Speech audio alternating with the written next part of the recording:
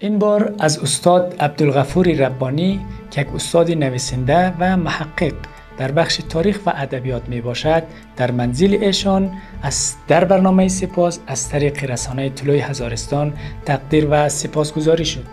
استاد عبدالغفور ربانی کیست؟ بیایید از زبان خود ایشان بیشتر بشناسیم.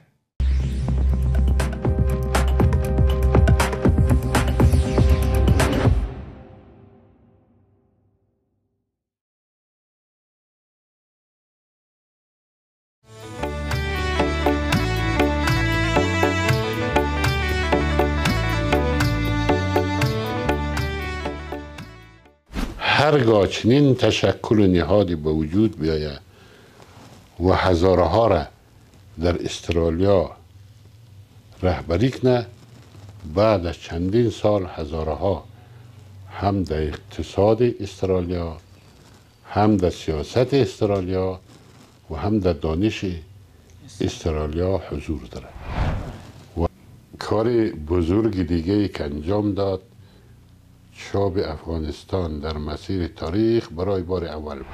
اگر همچی کارش نه، بعد از چند سال هزارها در اقتصاد و سیاست و دانش جهان حضور داره.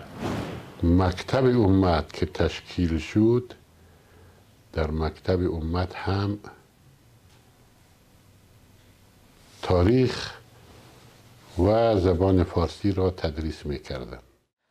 بسم الله الرحمن الرحیم. سلام خدمت شما بینندگان محترم در هر گوشه و کنار دنیا که هستید. جور و صحتمند و سر حال باشید. آبتان سرد و نانتان گرم باشد. چنان که میدانید رسانه طلوع هزارستان برنامه سپاس را تدارک داده است. این بار ما در منزل کسی آمدیم که فعال فرهنگی اجتماعی هست و نویسنده چندین کتاب هست. استاد عبدالغفور ربانی. استاد محترم سلام بر شما. سلام، خوش آمدید. سلامت باشین. استاد بزرگوار رسانه طلوع هزارستان یک برنامه سپاس را تدارک داده. در این برنامه از انسان‌های خیر و انسان‌هایی که در جامعه زحمت کشیده مورد شناسایی قرار گرفته و مورد تقدیر و سپاسگزاری قرار می‌گیرد. شما هم کسانی هستین که در جامعه ما زحمات کشیدین و در قسمت تدریس نسل نوین ما زحمت کشیدین. از این لحاظ شما کسانی هستین که مورد سپاسگزاری و تقدیر قرار بگیرید از طرف مردم و رسانه مردم که طلوع هزارستان باشد. تشکر، موفق باشید از اینکه شما این قدم خوب و خیر را برداشته اید. از شما تشکر میکنم و برای شما آرزوی موفقیت دارم. استاد اولا که آرزوی صحتمندی شما را داریم، هرچه زودتر صحتمند باشید و خداوند شما را برای ملت ما، برای مردم ما، برای خانواده شما سرفراز و صحتمند نگه دارد. استاد محترم، با وجودی که شما یک چهره شناخته شده هستین در جامعه، مردم با شما کسایی با قلم سر کار دارن، با هنر سر کار دارن، شما را هم حتما میشناسد، ولی بینندگان ما مختص به هزاره تاون یا در پاکستان نیست، در بیرون مرزی هم بیننده ما داریم. خیلی دوست داریم که از زبان شما بسیار کوتاه و مختصر بیننده های ما هم بشناسد استاد ربانی کیست؟ استاد ربانی چه فعالیت هایی را انجام داده در جامعه؟ اگر آنها از زبان خود شما بشناسه خیلی بهتر خواهد شد. تشکر، سلامت باشی. ما نامم عبدالغفور ربانیه و تا حدی که توان داشتم در رابطه با مسائل فرهنگی و تاریخی برای مردم خود کار کردم. فعالیت فرهنگی ما از قانون مهاجر آغاز میشه. قانون مهاجر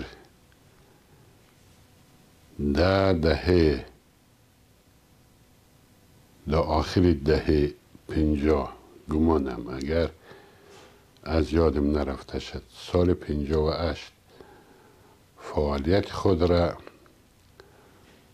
با بیرون دادن پیام مهاجر آغاز کرد. در پیام مهاجر هم با تاریخ افغانستان و هم نسبت به سیاست‌های ایران در قبال افغانستان و هم در رابطه با نهاد روحانیت مقاله های انتقادی نوشته می شد و پیام مهاجر 27 شماره بیرون داده شد. نشریه دیگری را کانون مهاجر به نام، البته بخش کارگری کانون مهاجر، به نام جوالی بیرون میداد که این زندگی کارگر و جوالی را بازتاب میداد و داستانها و شعرهایی در او درج میشد که انعکاس دهنده زندگی جوالی بود و همه قسم چندین جزوه گزارشی را در رابطه با وضعیت افغانستان نشر کرد. با علاوه از او کتاب را به نام افغانستان از زبان عربی و زبان فارسی ترجمه کرد که نویسنده کتاب محمود شاکر بود و نام کتاب افغانستان بود و همه قسم یک کتاب یا جزوه کوچیک را از غلام محمد غبار چاپ کرد و کار بزرگ دیگه که انجام داد چاپ افغانستان در مسیر تاریخ برای بار اول بود. و خاطری که افغانستان در مسیر تاریخ چاپ شده بود اما از چاپخانه بیرون نگذاشتد که بیره. منتها قبلا میر غلام محمد غبار یک چند جلد را از چاپخانه بیرون کرده بود. از این جهات این کتاب در افغانستان در بین مردم نایاب بود. برای بار اول دفتر پیام مهاجر این کتاب را در ایران با تیراژ 5000 جلد چاپ کرد و خیلی مورد استقبال قرار گرفت. فعالیت های آموزشی ما در لیسه هدایت شروع شد که در این لیسه مضمون بینش اسلامی، تاریخ و منطق را تدریس می کردم و این فعالیت های آموزشی و فرهنگی ما ادامه پیدا کرد. در کویته برای بار اول در مجمع فرهنگی امت تدریس زبان فارسی و تاریخ را آغاز کردم و بعد مکتب امت که تشکیل شد، در مکتب امت هم تاریخ و زبان فارسی را تدریس می کردم و این فعالیت ها به صورت بیرون دادن یک نشریه خود را نشان داد. نشریه به نام شمع بود. بعد از او رفتم در مکتب تنظیم نسل نو هزاره که مکتب از او به نام تعمیر نسل نو بود. در بخش فارسی یا اردو؟ دو بخش داشت. او کتاب، او مکتب اردوی یک مضمون فارسی را در کنار مضمون انگلیسی و اردو گنجانده بود. در اونجا فارسی را تدریس کردم. استاد فارسی مربوط زبان میشد مربوط تاریخ؟ مربوط زبان. درست. تاریخ را هم که اونجا تدریس میکردن تاریخی هزاره بود. زبان امی کتاب هایی که برای مکتب های افغانستان نوشته شده، یعنی امی کتاب های دری که برای مکتب های افغانستان نوشته شده، امینا در کنار سایر مضمون ها تدریس می شد. و بعد اونها تصمیم گرفت که یک مکتب فارسی را به نام نسل نو ایجاد کنه که در این بخش مرحوم پروفسور ناظر زیاد نقش داشت. او مدیر مکتبای تنظیم و قول خود انزنا پرنسپل مکتب ها بود. و این مکتب در سال 2003 یا 2004 شروع شد و او را ما خودم ساختم، یعنی جلب شاگرد را، استخدام معلم و همه چیزش در دست خودم بود. اونا مطابق نصاب تعلیمی افغانستان و معلمین افغانستانی آموزش داده می شد. بعد مکتب به نام یا بنیاد فرهنگی شمامه، بنیادی به نام بنیاد فرهنگی شمامه راه اندازی شد که در راه اندازی یا بنیانگذاری این بنیاد چند نفر نقش داشت یا چند نفر جز بنیادگذارای از اینا بود. یک انجینر مرزا حسین عبداللهی، دو انجینر جان علی امینی، سه انجینیر یوسفی، نام دیگه چه زیاده برفته، انجینیر یوسفی، خالق آزاد و این جانب عبدالغفور ربانی.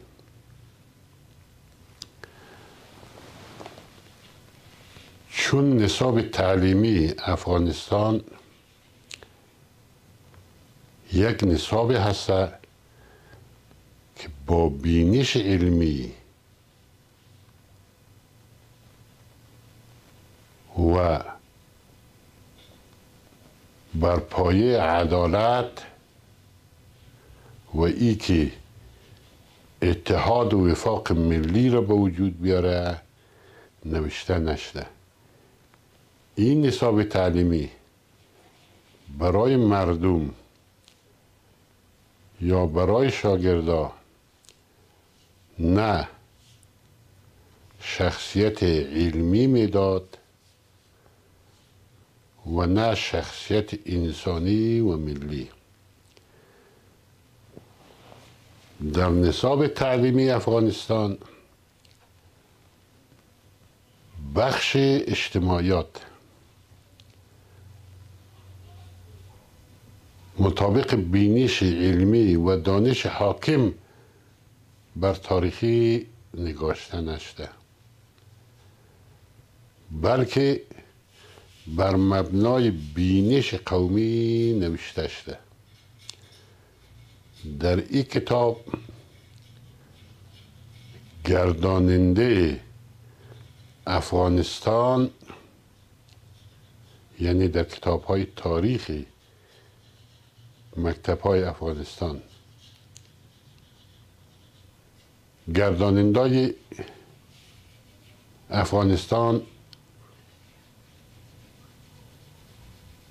مربوط یک قومه و به همین شکل معرفی شده و همین قسم شخصیت های علمی، شخصیت های فرهنگی، سیاسی، مضمون های دینی بر مبنای یک مذهب، بر مبنای اصول یک مذهب نوشته شده. بله. حق مذهبی دیگران نادیده گرفته شده. بنابراین همون قسمی که در افغانستان حق سیاسی، حق اقتصادی مردم های دیگه غیر از یک قبیله نادیده گرفته شده، حق فرهنگی و آموزشی مردم های دیگه هم نادیده گرفته شده. روی از این جهت این کتاب نه برای شاگردا شخصیت علمی میده و نه برای شاگردا شخصیت انسانی و ملی.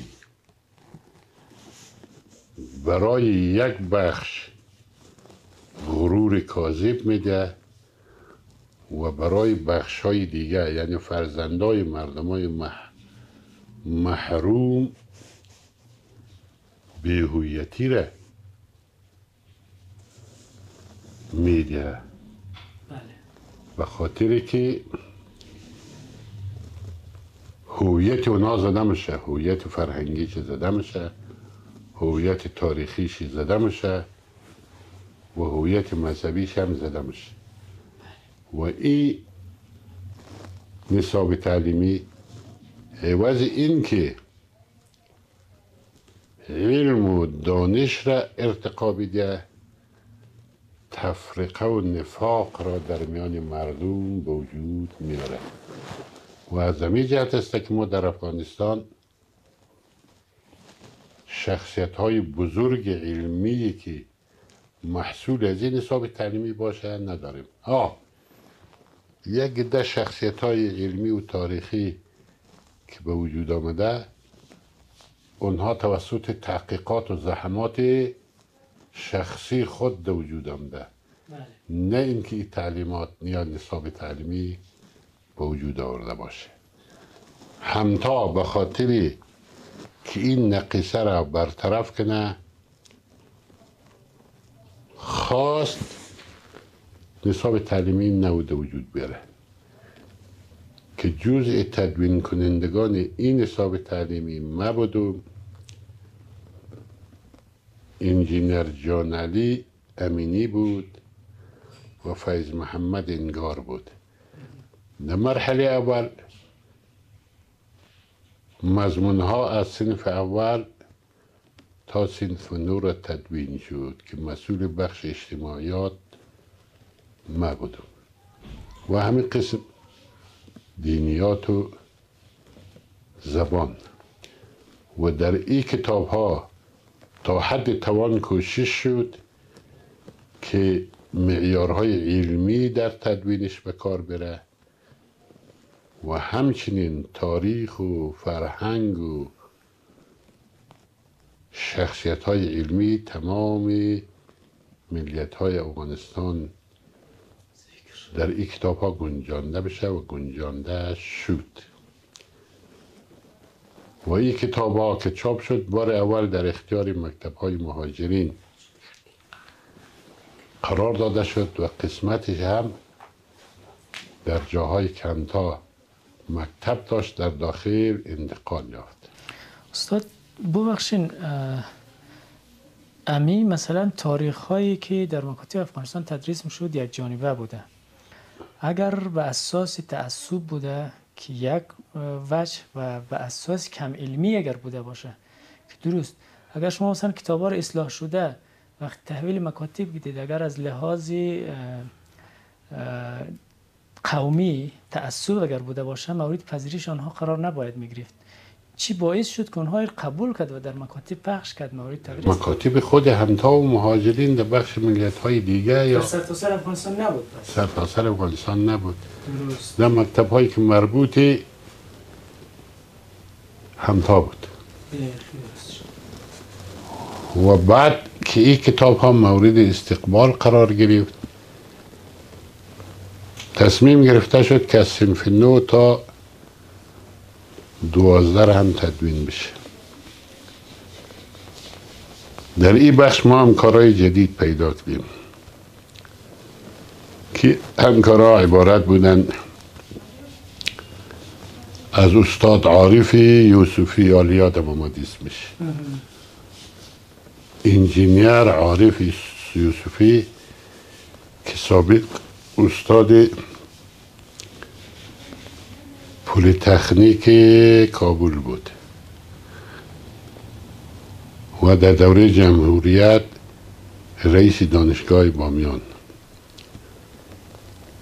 استاد غلام علی حکمت،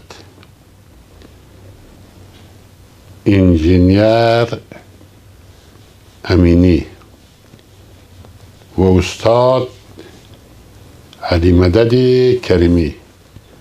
از 10 تا 12 ما تاریخ نوشته کردم، تاریخ 10، 11 و 12 و این در مکتب های شمامه و مکتب های دیگه هزاران تاون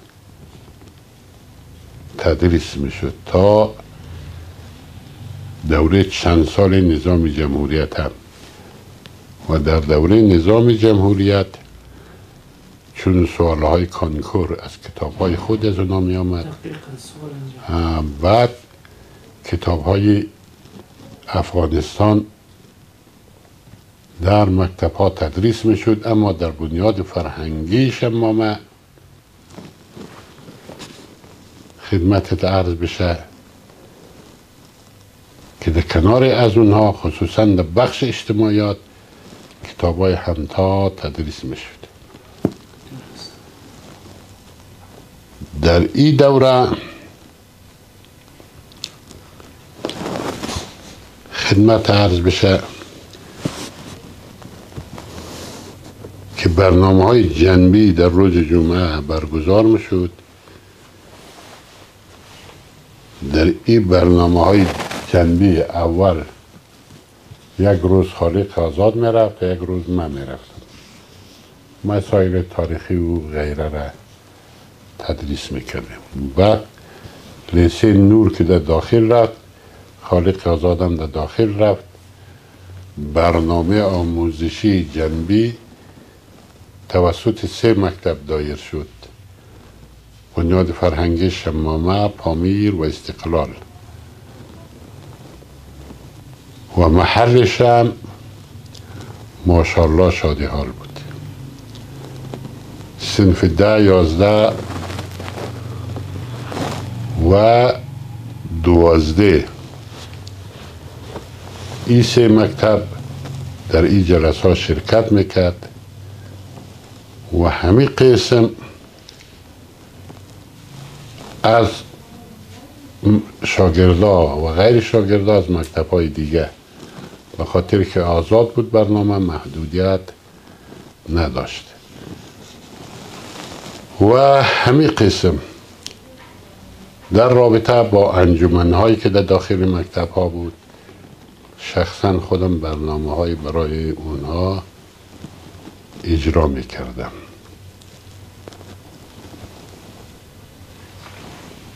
مجموعه از این فعالیت ها باعث شد که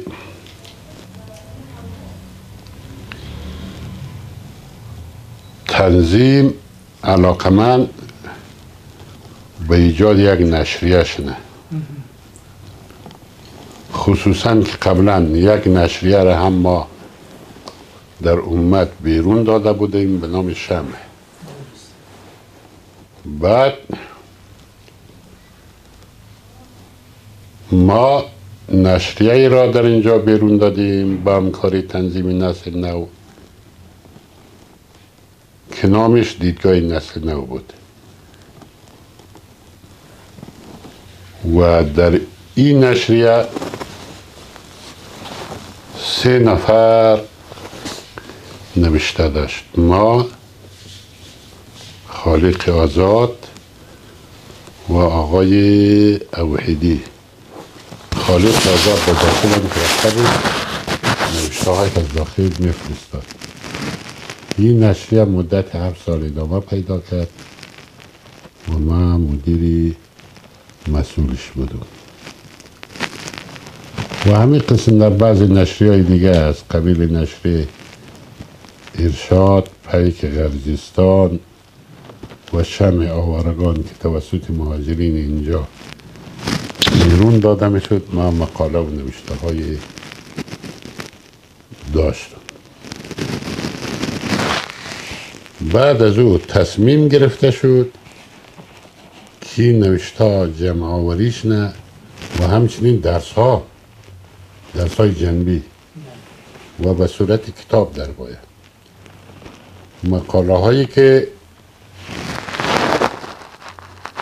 در دیدگاه نسل نو نوشته کردم و نام مجموعه مقاله ها جلد اول، مجموعه مقاله ها جلد دوم تدوین و چاپ شد.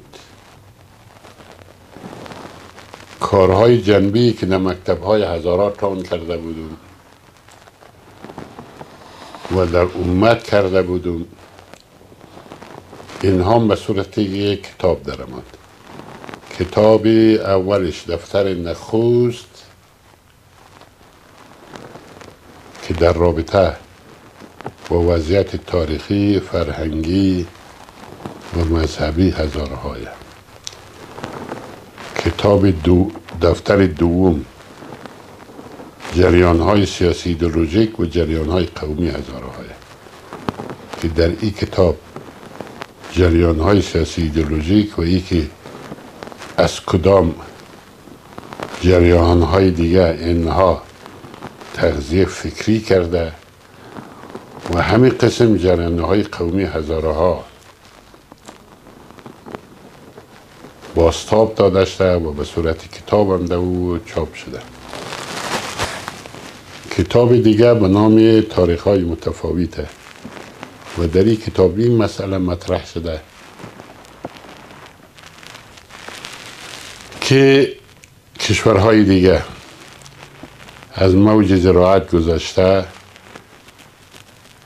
و عده‌اش در موج صنعت قرار داره و بعضی کشورها در موج اطلاعات و ارتباطات خود را رسنده، اما افغانستان تا هنوز در موج زراعت یا مادون زراعت قرار گرفته. دلیلش چیه؟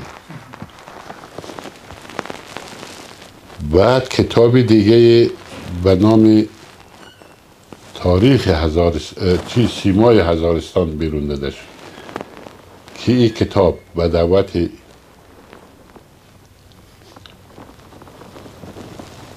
لیسه پامیر و همکاری از اونها چاپ شد. به دعوت از اونها یعنی اونها گفتم قسم که تاریخ اهمیت داره، جغرافیا هم اهمیت داره، به خاطری که در نصاب رسمی تعلیمی افغانستان همه قسم که هزارها تاریخش نادیده گرفته شده، جغرافیاش هم نادیده گرفته شده. خب در اونجا ما رفتم تدریس کنیم که تاریخ چیه، جغرافیا چیه و هر دوشی چی اهمیت داره و بعد جغرافیا یا چی هزارها مساحتش در اول چی اندازه بوده و بعد محدود شده رفته و دلیل از ای که جغرافیای هزارها محدود شده چیه و بعد در رابطه با اقتصاد هزارها، مالداری و زراعتش و همین قسم کوتلهای هزارها، کوههای هزارها، دریاهایی که از هزارها سرچشمه میگیره یک مقدار بحث شده به صورت خیلی مختصر و همین قسم روی آثارهای باستانی و تاریخی که در هزارها وجود داره در جغرافیای هزارها به صورت مختصر بحث شده و این کتاب به نام سیمای هزارستان توسط لیسه پامیر چاپ شد و بعد از این یک مجموعه دیگر به نام داستانهای فولکلوریک هزارها چاپ شد به خاطر از اینکه تاریخ و فرهنگ یک مردم بدون ادبیات فولکلوریک یا ادبیات عامه یا آثار نامکتوب کامل نیه و در مقدمش این مسئله توضیح هم داده شده و از این جهت است که مردم های پیشرفته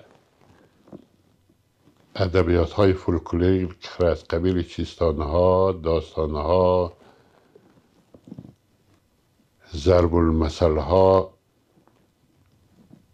داستان ها و غیره جمع آورینه و ما به خاطر هضمی مسئله دیست به این کار زدم به خاطر از که نسل فعلیزمو با این ادبیات آشنایی نداره و این بیشتر در سینه پیرمردا و پیرزنها محفوظه اگر خدای نخواسته اونا با این دنیا خداحافظی کنه و دفن بشه ادبیات نانوشته ازمان با اونا دفن میشه روی از این جهت یک مجموعه را به نام داستانهای فولکلوریک هزارها که حاوی 7 داستانه اینها را تدوین کرده البته قبلا ای را در یکی از نشریه هایی که به لهجه هزارگی چاپ میشد ما خودم به لهجه هزارگی چاپ کردم در اونا چاپ شد و چون در لهجه هزارگی در نوشتنش ما چندان تبحر ندارم این نوشته به صورتی در آمده بود که قدرت فهمش برای مردم مشکل بود از این جهت یک عده پیشنهاد کرد که این به زبان مرسوم دری ترجمه چیکو چاپ کو به لهجه خودی دری و بعد ما اینها را جمع آوری کردم به زبان مرسوم دری چاپ کردم که فعلا در دسترس سال 2016 در اثر تومور مغزی که برایم پیدا شده بود عمل یا ابریشن شدم و بعد از او هم چندین سال دیگه تدریس کردم اما آثار او مریضی و او جراحی بر من وجود داشت و علاوه از او 1-2 مرض دیگه هم داشتم توان تدریس را از ما سلب کرد و اینه که چند سال است در خانه قرار گرفته و خدا را شکر کنم که یک توفیق خیلی کوچیک مرا در بخش آموزش هم داد و در بخش نوشته و چاپ کتاب هم داد و شاگردان خیلی مبرز از کلاس درسی ما و همین قسم سایر استادا بیرون شد که یکی از اون شاگردای خوب که فعلا یکی از شخصیت های است که در سطح کل افغانستان مطرحه و نویسنده خیلی توانایه و ما با وجودش افتخار دارم که در پیش از ما درس خونده ظاهر شد و اون نامش سخیداد حاطفه که پیش ما شاگرد بود و از امون دوره کودکی آدم با استعداد بود و در امو دوره کودکی خود قلم خوب داشت و شعر خوب هم می سرود. و هر صورت خدا را شاکریم که یک توفیق کوچیک مرا داد که مردم خود را خدمت کنم و تاسف از این مخروم که ما با او صورتی که باید مردم خود را خدمت کنم خدمت نتانستم و این خدمت را هم که ما برای مردم خود انجام دادم یک خدمت خیلی ناچیزه و باز تشکر از شما که در راستای نشر و پخش کارهای همه استادان برآمدید و از همه شما تشکر نم و برایشون آرزوی موفقیت و کامیابی دارم. سر کوتاه اگر در مورد مشکلات جامعه، حتما شما تاریخ نگار هستید، با جامعه هم سر کار دارید، مشکلات جامعه در چی می‌نگرید در حال حاضر؟ ام زیربنای یک جامعه که از طرف شما حداقل قابل قبول باشه، یک جامعه قابل قبول باشه. در تاریخ‌های متفاوت من گفتم در طبق یک نظریه در زندگی بشر سه موج وجود دارند: موج زراعت، بعد موج صنعت، بعد موج اطلاعات و ارتباطات. بعضی کشورها در موج صنعت، بعضی کشورها در موج از صنعت هم گذشته در موج اطلاعات و ارتباطات. اما در افغانستان تا هنوز مردم در مرحله زراعت و حتی مادون زراعت باقی مانده. از لحاظ تاریخی افغانستان با کشورهای دیگر زمین و آسمان تفاوت داره. در پیشرفت یک جامعه موقعیت جغرافیایی، منابع و وضعیت اقتصادی و همون قسم بینش فرهنگی دخالت داره. آمریکا که رشد کرده منابع اقتصادی داشت، جغرافیای متناسب هم داشت، به علاوه از او بینش مردم آمریکا بینش پروتستانی بود، یعنی مذهبش مذهب پروتستان بود. مذهب پروتستان مذهب است که با ترقی اقتصادی و ترقی علمی همخوانی داره و همیشه مبلغ پیشرفت اقتصادی و پیشرفت علمی. از این جهت چون این زمینه فرهنگی برای از اونا وجود داشت، توان بهره برداری از منابع طبیعی برایش پیدا شد و خود را در یک مرحله بالای از ترقیات علمی و اقتصادی رساند. در افغانستان زمینه‌های اقتصادی وجود داره، منابع اقتصادی وجود داره،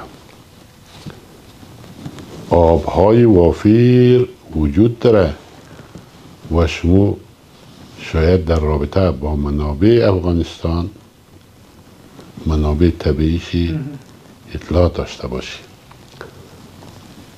اما او فکر و او فرهنگ که برای مردم این توانایی رو بده که از این منابع طبیعی استفاده کنه و خود را در یک مرحله بالای از علم و دانش و صنعت و اقتصاد قرار بده، اینمی وجود نداره. در هر جای ولو منابع اقتصادی وجود داشته شه، اما او فکر و فرهنگی که این توان را برای انسان بیده که از منابع طبیعی خو استفاده کنه اگر وجود نداشته باشه، اون مردم عقب میمانه.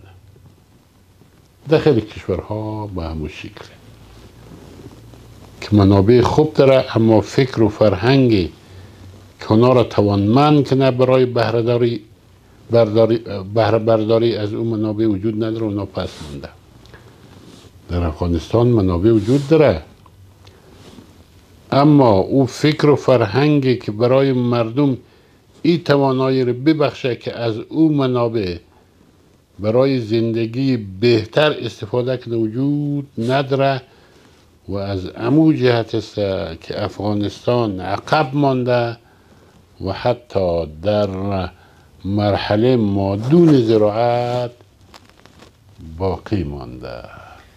استاد در یک دایره کوچکتر اگر نگاه کنی کمبودات جامعه از ما و شما، جامعه هزاره، برای نسل جوان که نسل جوان میبینه شما به عنوان یک فعال اجتماعی چی کمبود رو واقعا در میان جامعه مو میگیرنی که مثلا او کمبودات هم رفش نه و جامعه به یک جامعه رفاه، به یک جامعه دانا، به یک جامعه قبول انسانی حداقل قرار بگیره؟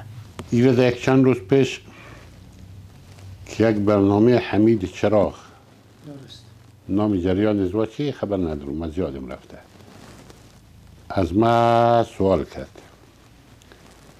ما گفتم جامعه هزاره در محرومیت کشیده شده از هر جهت، اما خوشبختانه بعد از اینکه هزاره ها در کشورهای دیگر رفته یک تغییراتی پیش به وجود آمده و این مسئله باعث شده که هزاره ها به صورت انفرادی هم در بخش اقتصادی درخشش داشته باشه و هم در بخش علمی و این مسئله تا حد و حدود روی جامعه هزاره تاثیر گذاشته. سرکه هایی که مردم هزاره ها در زمان می سازه،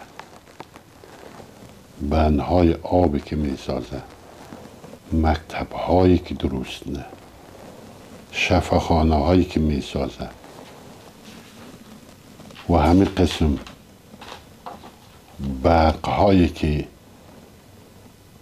هم برقای حرارتی میگیره از آفتاب و هم برقایی که در آب در دریاهایی که هست از اونا میگیره.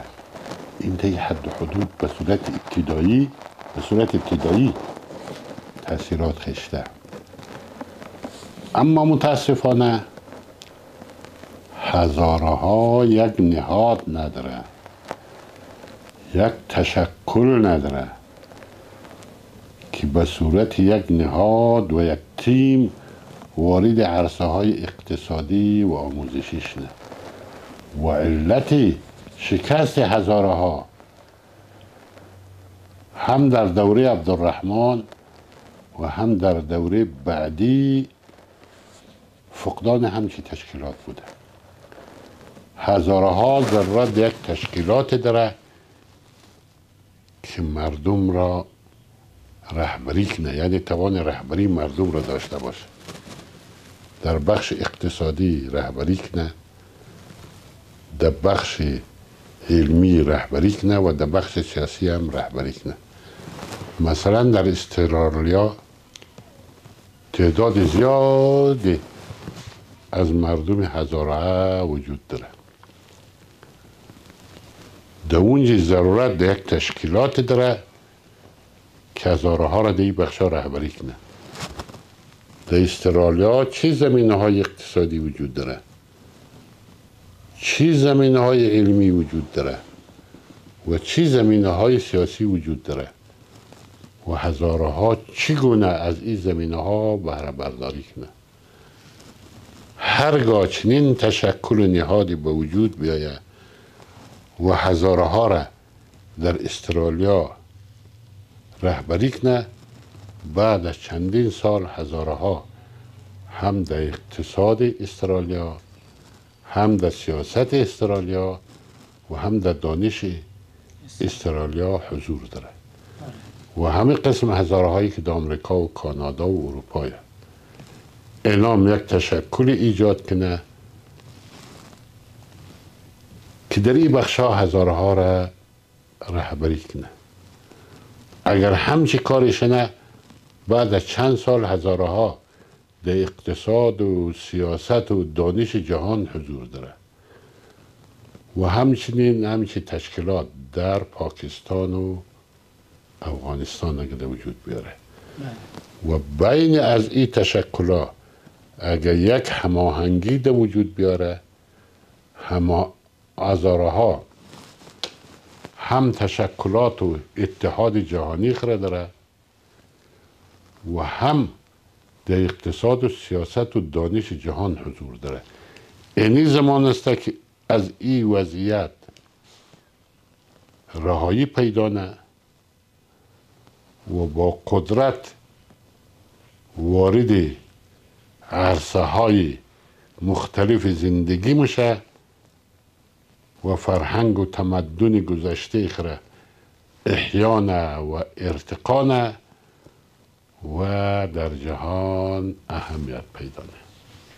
استاد محترم سلامت باشین، خدا شما رو بخش از ما صحتمند نگه داره. بیننده‌های محترم، برنامه سپاس، چنانکه که ما قبلا گفتم، سپاسگزاری از کارکردهای یک انسان و کسانی که جدیداً با کاروان طلوع هزارستان میپیونده. امیدوارم که برنامه‌های قبلی سپاس را هم بیننده باشین تا ما دست به دست هم بدهیم و یک کاروان موفق را بسازیم که از خوبای جامعه خود تقدیر و سپاسگزاری کنیم تا جامعه قابل قبول، جامعه اصلاح و جامعه روشن را ما و شما داشته باشیم. و همچنین رسانه طلوع هزارستان یک برگ سبز و تحفه درویش در نظر گرفته که از طرف مردم و از طرف رسانه طلوع هزارستان، البته وکالتاً از طرف مردم و اصالتاً از طرف طلوع هزارستان، یک برگ سبز و تحفه درویش در نظر گرفتیم. تقدیم استاد محترم استاد ربانی می نماییم و شما هم بیننده باشین. تا برنامه دیگر شما را به خداوند یکتا میسپاریم. جور و صحتمند و سلامت باشید.